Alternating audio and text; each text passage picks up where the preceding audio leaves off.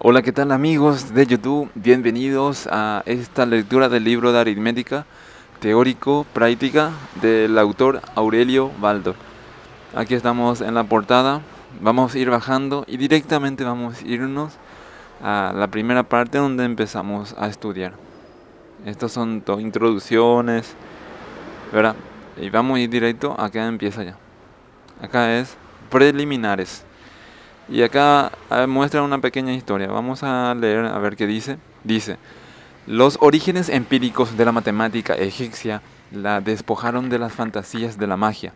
La rigurosa experiencia como fuente de la aritmética puede comprobarse en el documento matemático más antiguo que se posee, el papiro descubierto por Rip en el siglo XIX, que el escriba Ahmed Mose copió en 1650 a.C. de una obra anterior. Este papiro, llamado de Ruin e Anmes, figura en el Museo Británico. Bueno, historia, no aporta realmente gran conocimiento, simplemente una pequeña historia. Bueno, empezamos entonces con preliminares. Número 1. La naturaleza, cuerpos y fenómenos naturales. La naturaleza es el conjunto de todo lo que existe. Cuerpo es todo lo que ocupa un lugar en el espacio. Todos los seres del universo, como nosotros mismos, los animales, las plantas, el agua, el aire, un libro, una silla, etc., son cuerpos. Fenómenos naturales son los cambios o transformaciones que sufren los cuerpos. El crecimiento de los animales y las plantas, la evaporación del agua, la caída de los cuerpos por la atracción de la gravedad, la combustión de un pedazo de madera, son ejemplos de fenómenos naturales. Número 2. Volumen de los cuerpos. El volumen de un cuerpo está dado por el lugar que ocupa en el espacio en un momento determinado. Observando los cuerpos que se presentan en la naturaleza y separando mentalmente sus cualidades, menos las que se refieren a sus volúmenes, para fijarnos exclusivamente en este atributo común a todos ellos, podemos llegar al concepto de volumen. El concepto de volumen es general, es decir, no se refiere a ningún cuerpo determinado, sino al atributo común que tienen todos los cuerpos de ocupar un lugar en el espacio. Número 3. Límite de los cuerpos, superficie. Pensemos en una pelota de goma en el aire. Imaginemos una onda esférica que partiendo de su centro vaya irradiando hasta rebasar el límite de la pelota. Llamamos superficie de la pelota a ese límite donde termina la pelota y comienza el aire, pero sin incluir ni pelota ni aire. También se dice que es la superficie del aire en contacto con la pelota. Llamamos superficie, pues, al límite que separa unos cuerpos de otros. Observando los cuerpos que se presentan en la naturaleza y separando mentalmente todas sus otras características, para fijarnos exclusivamente en su superficie, podemos llegar a tener el concepto de superficie. El concepto de superficie es general, no se refiere a la superficie de ningún cuerpo determinado, sino a ese atributo común a todos los cuerpos de tener un límite que los separa de los demás. Número 4. Trayecto entre dos puntos, longitud, distancia. Imaginemos dos puntos, cualesquiera en el espacio, A y B por ejemplo, y pensemos en varios de los trayectos que podrían seguir unos de ellos si fuese móvil para llegar al otro. Se dice que cada uno de esos trayectos tiene una determinada longitud. Considerando los trayectos que podrían recorrerse entre dos puntos o entre muchos pares de puntos y fijándonos exclusivamente en que cada uno representa una longitud, separemos mentalmente todas otras características o cualidad de los mismos y podremos llegar así al concepto de longitud. De todos los trayectos que se pueden recorrer entre dos puntos, el más corto de todos tiene una especial significación. Se le suele llamar el menor trayecto la menor distancia o sencillamente la distancia entre esos dos puntos. En el caso de la figura se lee distancia AB. Un punto es una simple posición en el espacio, carece pues de volumen. Prolongando indefinidamente esta distancia sobre su misma dirección y en ambos sentidos, podríamos tener una idea de lo que en geometría, acá está, esta figura, geometría se conoce como línea recta o simplemente recta. En este caso, la primitiva distancia entre los dos puntos viene a ser un segmento de esta recta, segmento AB, figura 2.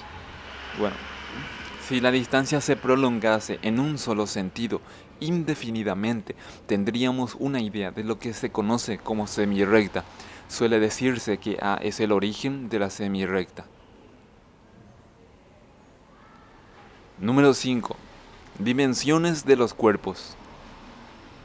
Consideremos un cuerpo de forma regular como un ladrillo, figura 4, y determinemos en él 3 pares de puntos, A y B, B y C, C y D.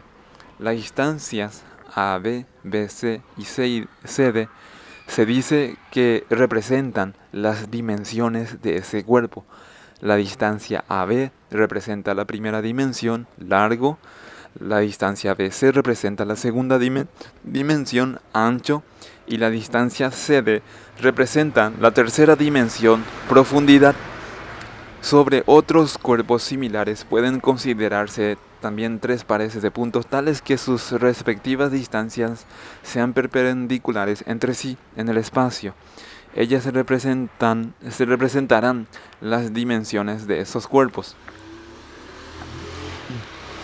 Todos los cuerpos tienen 3 dimensiones, aun cuando no sea tan fácil de determinar como en el ladrillo.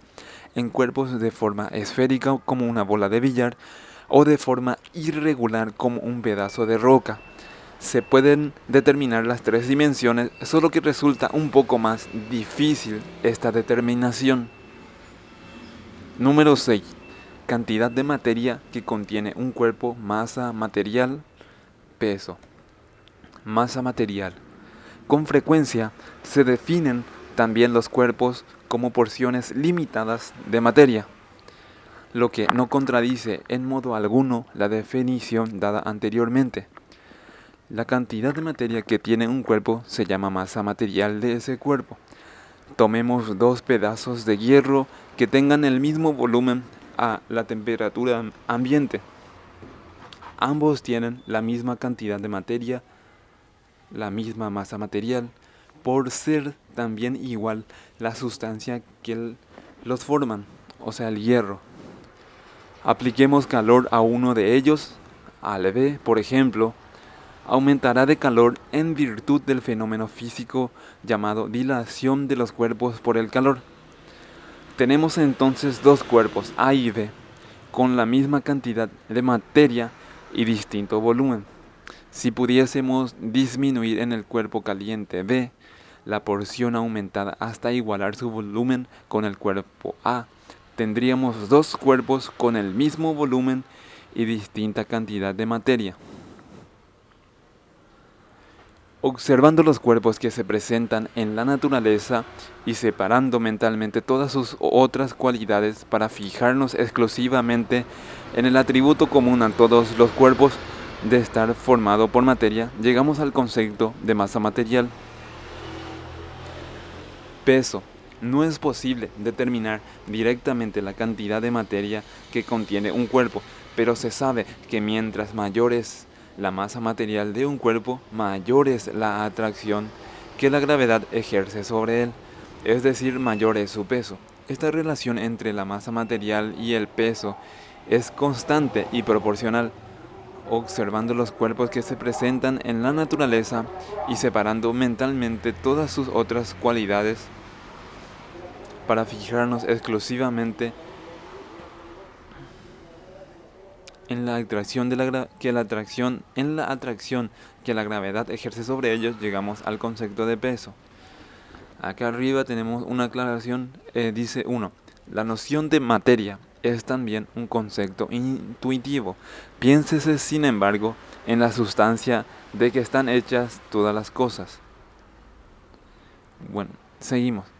Dice, debido a la relación constante que existe entre la masa material de un cuerpo y su peso, hasta el punto de expresarse con el mismo número, nosotros prescindiremos en esta obra de hablar de un modo sistemático de la masa material de los cuerpos, para referirnos solo a su peso. Pero téngase presente que los de masa material y de peso son dos conceptos distintos. Número 7. Pluralidades. Consideremos los cuerpos que se encuentran en una habitación en un momento dado, constituyen lo que se llama un conjunto de cuerpos. Imaginemos otros conjuntos de cuerpos como los libros que están sobre una mesa o las frutas que hay en una cesta. Imaginemos inclusive conjuntos de entes inmateriales como las ideas de un razonamiento. Observando los conjuntos de cuerpos o de entes inmateriales que se puedan considerar en la naturaleza y separando mentalmente todas sus características particulares para fijarnos exclusivamente en su condición de ser conjuntos de cosas, llegamos al concepto de pluralidad. El concepto de pluralidad, que es un concepto intuitivo, coincide pues con el de concepto genérico de conjunto, pero reservaremos el término conjunto para designar los conjuntos de cosas, es decir, en su acepción específica, y el de pluralidad para su acepción genérica. El de pluralidad es pues un concepto general, no se refiere a la pluralidad de ningún conjunto determinado, sino al atributo común a todos los conjuntos de estar integrados por entes materiales o no. Podemos pensar también en pluralidades de ciertos cuerpos, como pluralidades de naranjas, pluralidades de lápices, pluralidades de puntos.